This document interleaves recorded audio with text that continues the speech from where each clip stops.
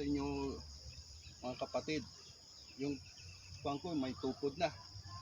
Kasi kahapon malakas ang hangin. Kaya ditukuran ko. Ito ang harbisin natin. Malaking kuwan, bunga ng tundan. Mamaya doon din tayo. Puntahan natin yung kuwan. Itong mga tanim ko na mga may tanglad. Ito na nyug ito, kuwan ito. Yung tawag nito, yung dwarf ito. Mga kuwan ko dito, mga bayabas. Hindi ko nagilinisan kasi masira ang kuwan.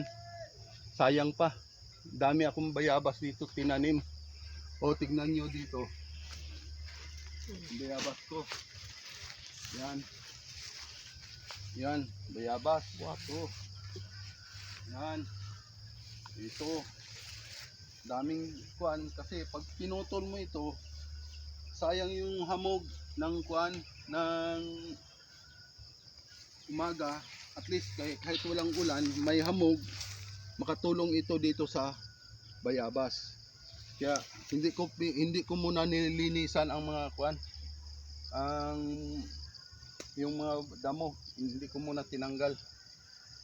Para hindi maging kawawa ang aking mga bayabas. Yan, may tanglad. Kung may kulang na lang ito, manok. Yung mga tanglad. Punta tayo doon sa kabila.